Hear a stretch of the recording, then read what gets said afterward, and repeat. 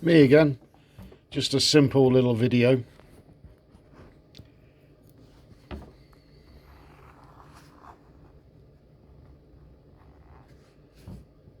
When somebody's cleaned their house and they meditate,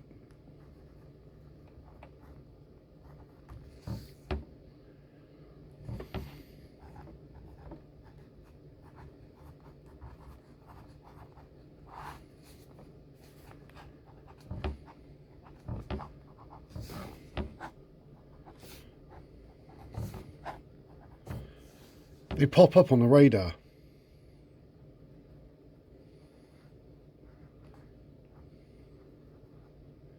Like that.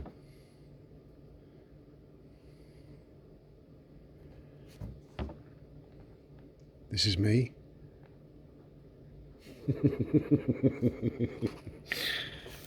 But this could be you. But the more people do it, it starts to spread. And it goes all around the globe. And they're all reaching higher. Reaching into the unseen realm. Into what they call space. Space is not empty. Look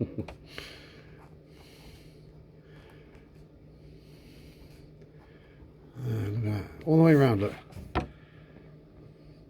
Wow. That looks like COVID, doesn't it? Now, it's written differently, but phonetically, COVID in Hebrew means divine presence.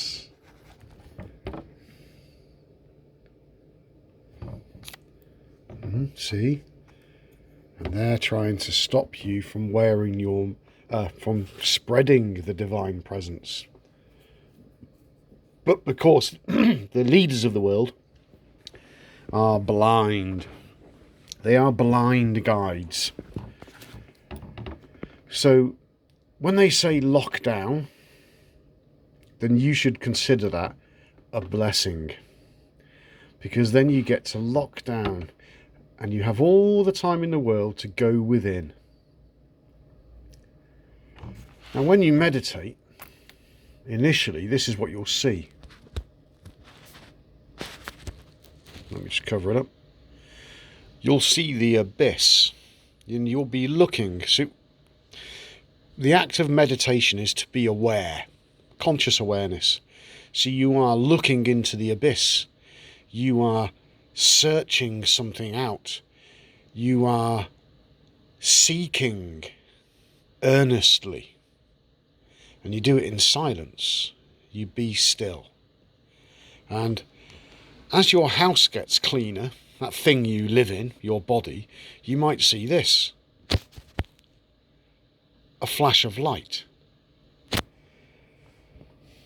There are all these great names, men of renown.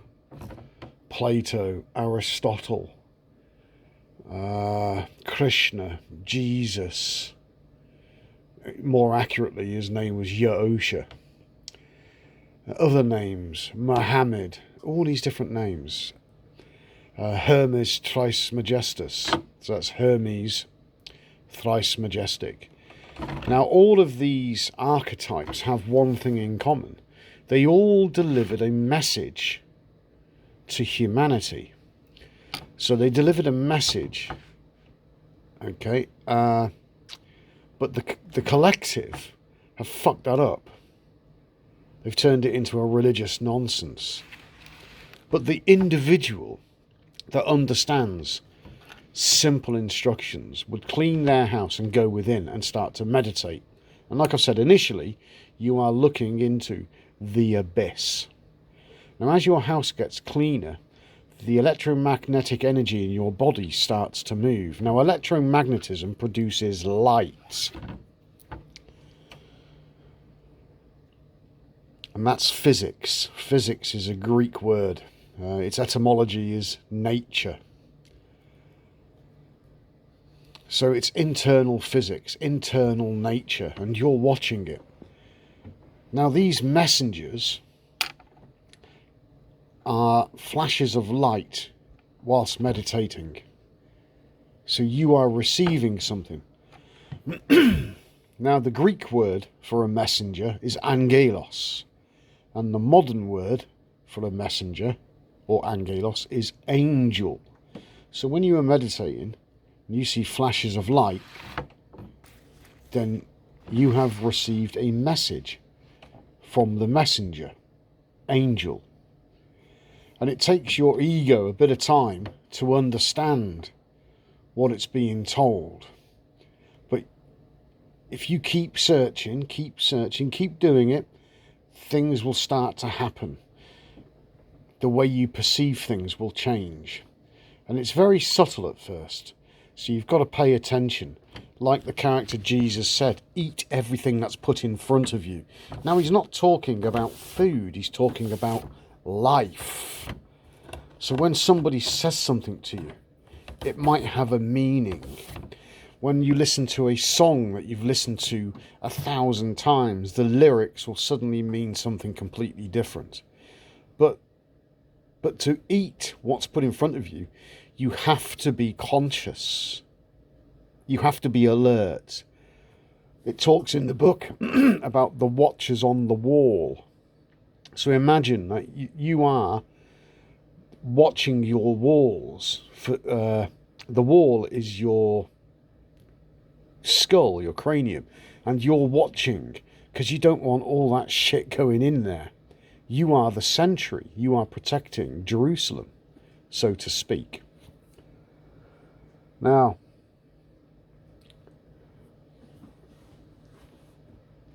if you do this earnestly, and that means seriously, if you get stuck into it, if you rise to the challenge, if you make this your priority, eventually, takes time, but I'll say this, it takes longer than a couple of months. But to become more conscious. Now, consciousness is spirit. So all those knobheads walking around, oh, I'm spiritual, me. Really. Spirit is consciousness. And the more conscious you become, the more alive you become. Now, eventually, you'll experience a flash of brilliant white light in meditation.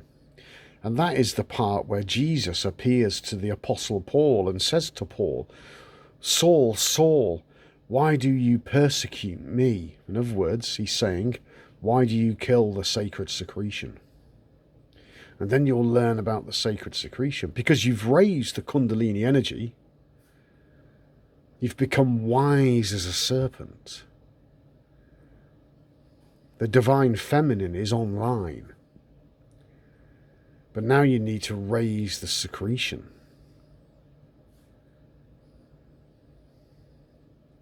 That's what it's all about. But you can't do any of this. The ego can't do any of this on its own. It's written in the book, do not do the work of the malak. The malak is ancient Hebrew for angels. So don't try to do the work of the messengers. It's an internal thing. You can't raise the energy yourself. All you've got to do is respond to the simple instructions. Look on YouTube. There's these Kundalini yoga classes, and you've got the participants like barking and yelping like dogs because their yoga instructor has told them what the Kundalini is, and that's what you'll experience. So all these fervent, idiotic students are then doing what their instructor has told them because the instructor is trying to do the work of the malak. So the malak is the angel. It is the messenger.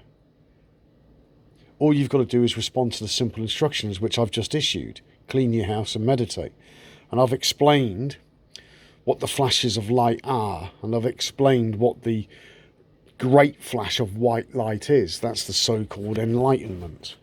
And then the scriptures will make more sense because your own personal experience will mirror what those ancient scriptures have said.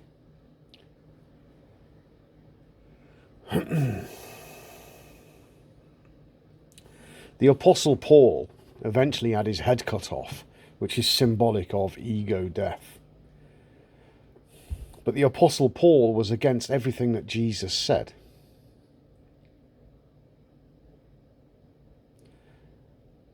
Don't follow the Apostle Paul. In other words, don't follow your own ego. Follow the light within. And you do that by meditating, and the light will come to you. And meditation is simple. It really is. The mind's going to chatter to you. And this is why Jesus said, take no thought. And you do this anyway. Somebody might have said something to you that annoyed you, and the ego said, punch him in the face. But you didn't do it, did you? So you didn't take that thought. You rejected that thought. You didn't take ownership of it. You didn't react to it. Well, it's the same thing. So when you're meditating, your monkey mind will be saying, do this, do that, what about this, what about that, what about the clothes I'm going to wear, blah, blah, blah, blah. Just ignore it. Just ignore it and concentrate on your breathing. And watching. And keep watching. And keep watching. So if you see a flash of light, then know that you've received something. You've received a gift. It will take you time to work out what that gift is. Not all the gifts you receive will be wanted. More often than not, the truth is hard to swallow. It takes a lot of chewing. But that's because the ego's in the way. Because the truth is truth. Especially if it comes from a higher source. The truth doesn't give a fuck about opinions. It doesn't care about ratings. It doesn't care about its popularity. It doesn't care about any of those things. It just is.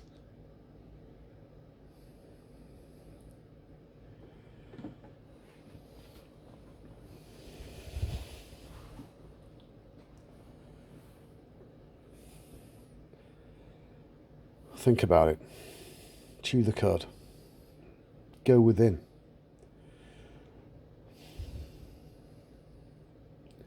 When you was a young child, before your ego took up residence in the holy place, that abomination that causes desolation.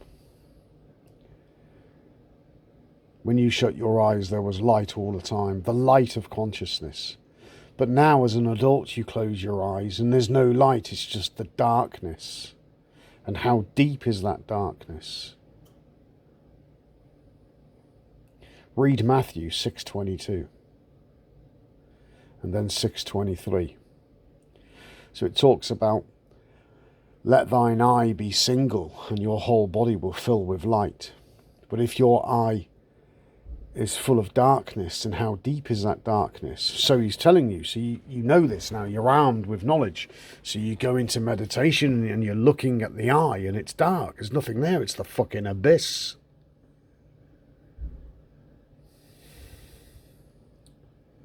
Now you've got to ask yourself, how deep is that darkness? It's time to get your exploring gear on, isn't it? You've got to keep going. You've got to keep going. When you was a child, that thing was lit up.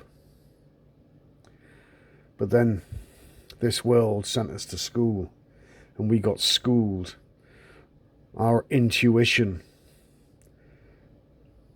was taken out and tuition was put in by moronic school teachers.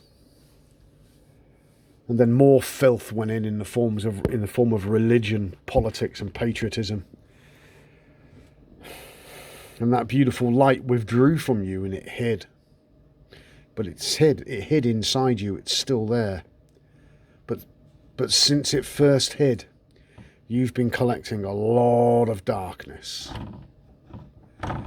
And you've got to wade through all of that to find your light.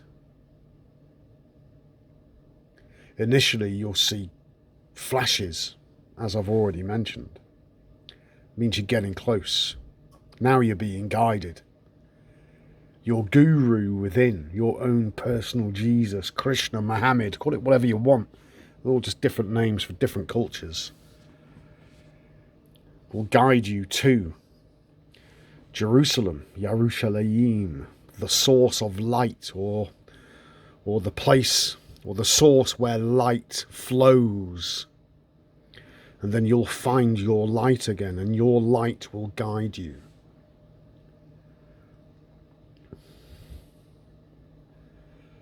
But listen,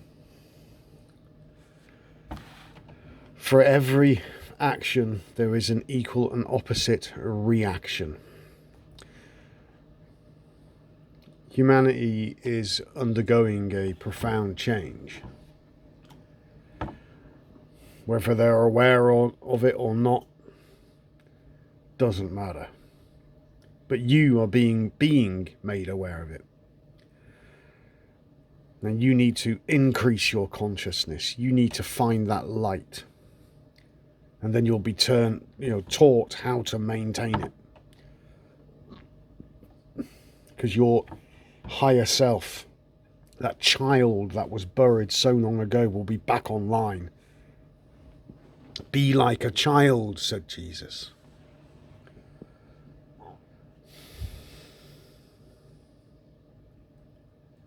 And that light will burn brighter and brighter, in so much as you respond to what it's instructing you. And this comes from within. It doesn't come from me. I'm just telling you where to find it. But those that don't, well, their darkness will increase. It's written in the book that the light will leave the world, or the light of the world will leave. So the light of consciousness will leave. And this is indicative of what the Christians call the rapture, where those that have the light, they will simply leave. The gods of this world, they are disgusted by what they see. They will leave.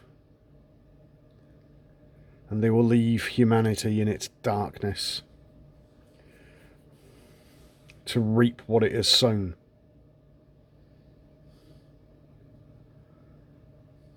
Now, increase your light, but first you've got to find it. And if those of you that don't look for it,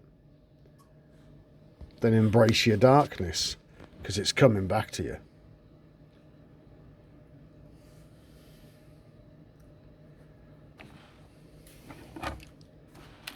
I had an interesting email exchange, and the chap said, I thought you was a bit hostile. And that's a fair observation. I am quite hostile. And the way I present the information sometimes can be quite hostile. Everyone's been programmed to believe that Jesus is this loving kind of hippie who just goes around hugging everybody.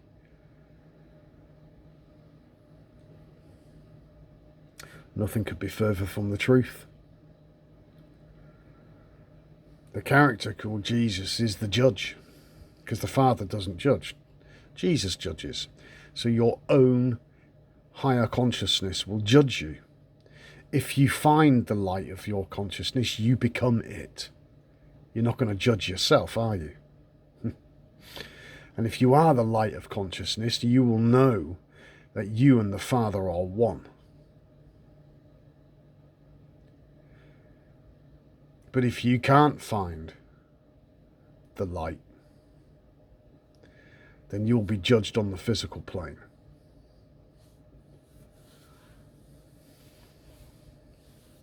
It's all there, folks. It's in the writing.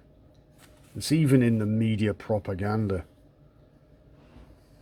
It's there for those with eyes to see and ears to hear.